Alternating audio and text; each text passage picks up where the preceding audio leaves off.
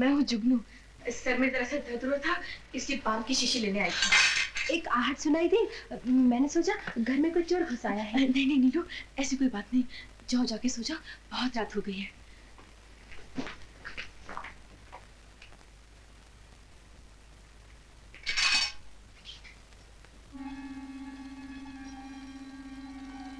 प्रताप आ गई।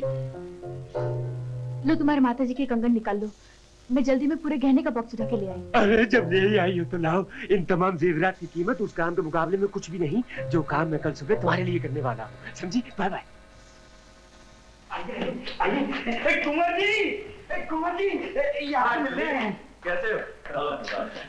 भाई मेरा नौकर यहाँ से डर रहा था, मैंने कहा चलो मैं तुम्हारे साथ चलता हूँ। दरअसल ये अपनी बीवी को यहाँ से लेने के लिए आया है। बीवी? इसकी बीवी यहाँ हमारे घर में? हाँ। भगवान आपका भला करे कुंवर साहब कि आपने उसको सहारा देकर बचा लिया, नहीं तो वो बेचारी अपाहिज अंधी बेसहारा कहाँ जाती। अच्छा अच्छा, जल्दी से नीलू को ले आओ घर चल। ठहरो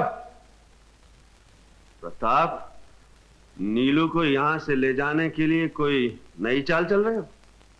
बच्चे उस दिन की मुरम्मत भूल गए? उस दिन मुझे मालूम नहीं था समीर कि नीलू हरिया की बीवी है। ये झूठ है, बकवास है।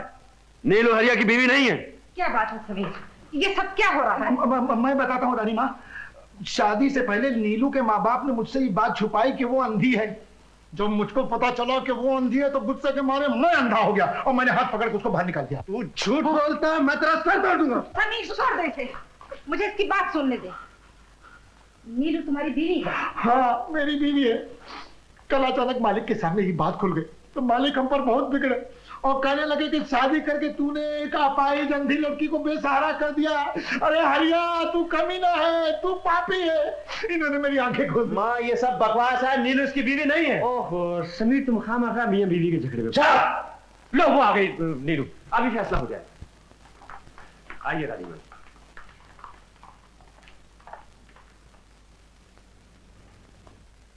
नीलू हरिया कह रहा है तुम इसकी बीवी हो। कह दो ये बकता है, ये झूठ है। नीलू,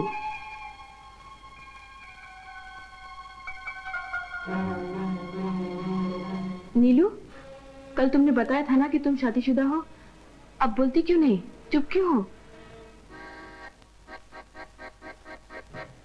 हाँ समीर बाबू, हरिया मेरा पति है।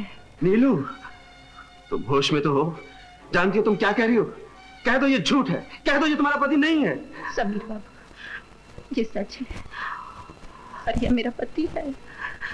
नीलू मैं तेरे चरणों का दास हूँ, मैंने तुझे बड़े दुख दिए, मुझे माफ कर दे। नीलू, नीलू मैं सोच भी नहीं सकता था कि तुम मुझे इतना बड़ा धोखा दोगी। चल नीलू घर चल। ठहरो दीवान जी, आपके पास कुछ रुपए हैं? जी हाँ, कितने चाहिए? सभी दे दो। लो नीलू, तुम्हारे काम आएंगे। नहीं रानी माँ, ये कहीं गिरा देगी, मैं रख लेता हूँ अपने पास। अरे रानी माँ का आशीर्वाद तो ले ले। सुखी रहो बेटी, सुखी रहो। चल। रानी माँ, आपकी चाबियां। अरे ये तो तिजोरी की चाबियां हैं, तुझे कहाँ से मिली? रात में अपने कमरे में जा रही थी, मेरे पैरों में लग गई, मैंने उठा कर रख ली। चल नीलू चल। नमस्कार रानी माँ, चल।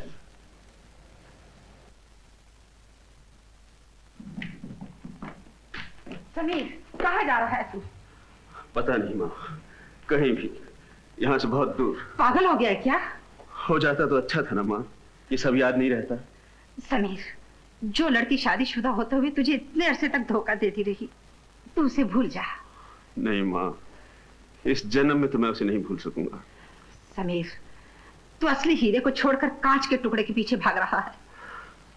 माँ मैं तुम्हारा दिल नहीं तोड़ना चाहता, लेकिन इतना जरूर कहूंगा कि मेरी जिंदगी में नीलू की जगह कोई दूसरी लड़की नहीं ले सकती। समीर, दीवान जी से रोकिए। आप शांत हो जाइए रानी माँ, इस वक्त इसे जाने दीजिए। जब इसका गुस्सा उतर जाएगा तो खुद ही वापस आ जाएगा। ये कुछ जरूरी कागजात हैं, इन्हें तिजोरी में रख दीजिए।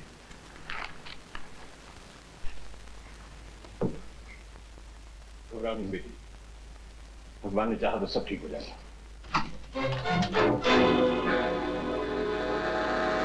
दीवान जी, क्या हुआ रानी माँ? गजब हो गया। तिजोरी से जेवरात का बॉक्स गायब हो गया। क्या? उसमें हमारे सारे जेवरात थे। चाबी नीलू ने आपको दी थी। नीलू अभी अभी प्रताप और हरिया के साथ बाहर गई है। इसका मतलब है ये तीनों आपस में मिले हुए हैं। आखिर प्रताप ने अपनी दुश्मनी का बदला ले ही लिया। अब हमें क्या करना चाहिए दीवान जी? आप चिंता न कीजिए, मैं अभी पुलिस को खबर करता हूं।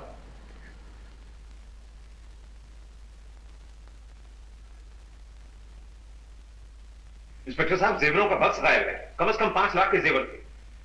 जी हाँ, दोबारा घर की तलाशी लेने के बाद मैं आपको फोन कर रहा हूँ। डैडी, 1 मिनट बेटा। इंस्पेक्टर साहब, जितनी जल्दी हो सके आप यहाँ। ये क्या? पुलिस को बुलाने की कोई जरूरत नहीं, वरना आपकी बेटी को जेल हो जाएगी। क्या? जेवर मैंने चुराया है। जुगनू? हाँ डैडी, जब समीर उस अंधी नीलू से प्यार करने लगा तो मैं उसके प्यार में अंधी हो गई। अचानक प्रताप से मुलाकात हुई। उसने वादा किया अगर मैं उसे वो जेवर का डिब्बा दे दूं तो वो हमेशा के लिए नीलू को समीर की जिंदगी से दूर कर देगा। नहीं, मैं नहीं मानता। जिस आदमी ने 30 बरस तक इस घर का नमक खाया और आज तक अपनी वफादारी पे आंच नहीं आने दी, उसकी बेटी महज अपने स्वार्थ के लिए इतनी नीच बन गई।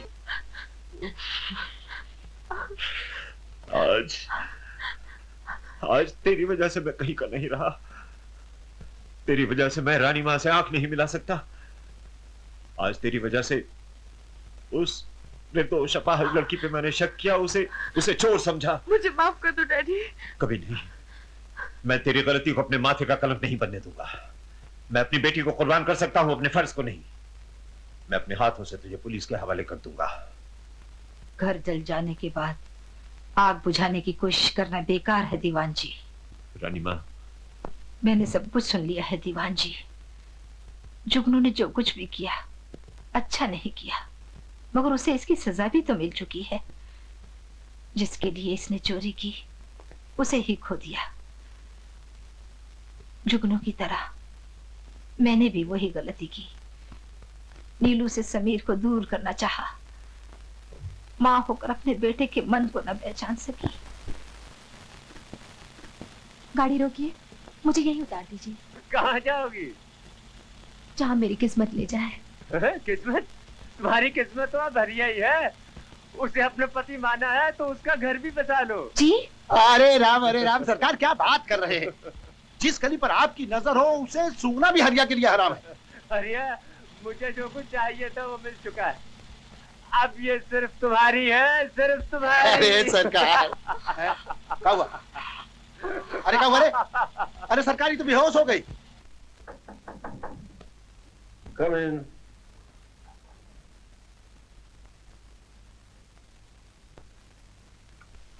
तुम यहाँ? हर डाक बंगले और हर होटल में ढूंढने के बाद बड़ी मुश्किल से तुम्हारा पता चला। तुम शराब कब से पीने लगे?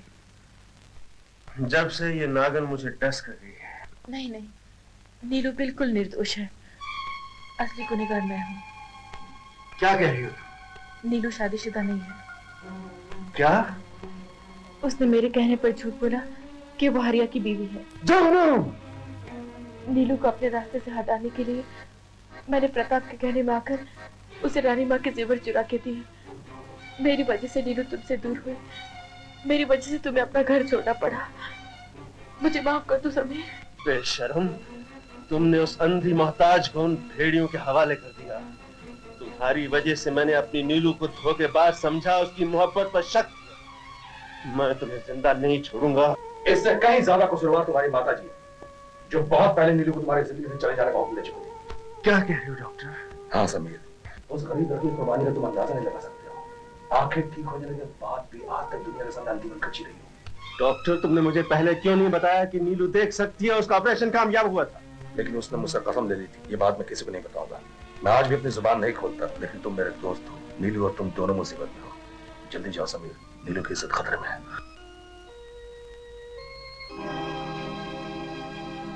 अरे जा जा जाके देख होश में आई कि नहीं आई। अरे इसको तो पी।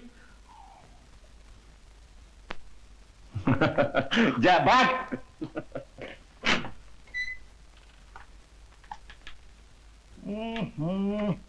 अभी तक बेहोश है ससुरी।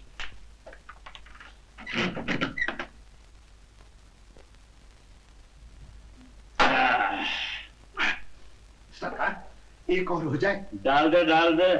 आज तेरे साथ जी भर के पीने को दिल कर रहा है, लेकिन मुश्किल यह है कि आज माया आने वाली है। माया जी? उसे लेने के लिए स्टेशन जाना है। कोई बात नहीं, 1 घंटे के बाद आए। लेकिन सरकार वो गई कहाँ थी? बलराज की इंश्योरेंस का 1 लाख रुपया लेने। ओ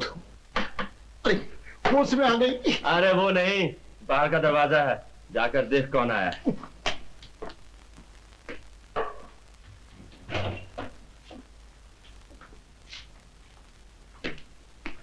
दीवान जी आप?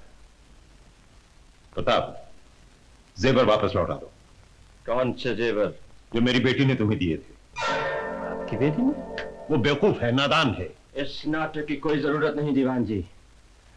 अपनी वफादारी का सबूत तो आपने उसी दिन दे दिया था जब आप मेरी मां को लेकर अदालत पहुंच गए थे।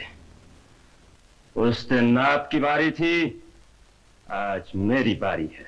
प्रताप, अगर तुम जेवर सीधी तरह वापस नहीं करोगे तो मैं पुलिस में रिपोर्ट कर दूंगा। शौक से कीजिए, फौरन कीजिए। हो सकता है आपकी बेटी को मुझे जेल की एक ही कमरे में रखा जाए। प्रताप! लगता है आप मुझसे नाराज हैं दीवान जी। मगर यकीन कीजिए, आपकी बेटी मुझसे नाराज नहीं होगी। दलील कमीने, कर दीजिए सरकार। तो तुम भी मुझ पर हाथ उठाना चाहते थे? तुम लोगों ने मुझे समझ कर रखा है, एक आवारा कुत्ता जिसे जब चाहा दुत्कार दिया। अगर मैं चाहूं तो इस वक्त तुम्हारे जिस्म की खाल तुड़वा सकता हूं, लेकिन नहीं। मैं चाहता हूं मेरी तरह तुम्हारा भी मुंह इस दुनिया में काला रहे, ताकि तुम अपनी जिल्लत का दर्द महसूस कर सको।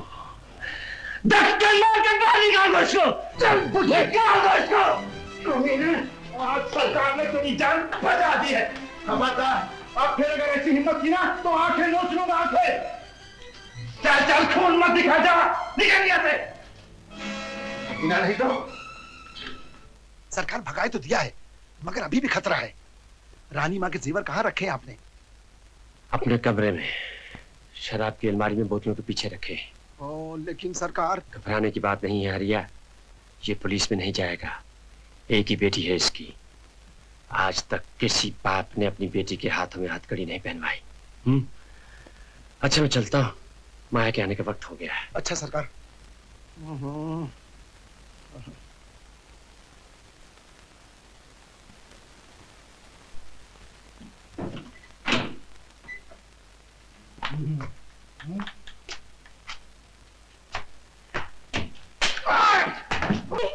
मुझे नहीं मारो। अभी तो तू सिर्फ समझी है, भागने की कोशिश की तो तुझे लंगा दूंगा। तेरा निशाना तो बहुत तेज है रे। तू अंधी भी है कि नहीं है? बोल।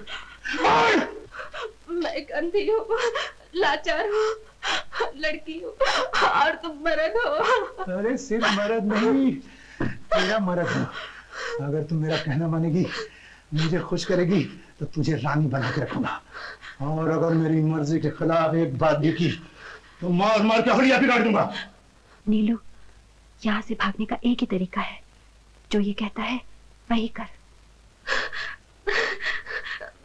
तुम जैसे कहोगे मैं वैसे ही करूंगी। ले बैठ जा। अरे बाप रे बाप, ये सारी सचमुच चढ़ गई। ये देसी और विलायती मिलाने से यही होता है। मैं तेरे गोद में बैठ जाऊं? अरे शैतान कहेंगी। अच्छा ले, तेरे मांग में सिंदूर भर देता हूँ। अब शादी पक्की हो गई। ले पी ले, ले पी ले। ये क्या है? जरा पी के तो देख। पीती हूँ, मगर मुझे तुम्हारे सामने शर्म आती है। हाय राम, पत्नी की ठहरी ना।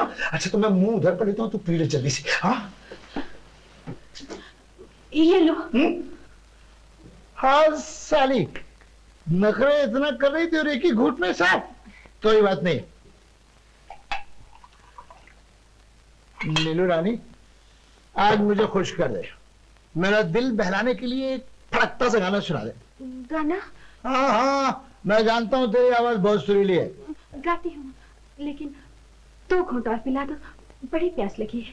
तेरी बात तो मैं बाद में सुनूंगा, पहले तू मेरा दिल खुश कर, मुझे गाना सुना।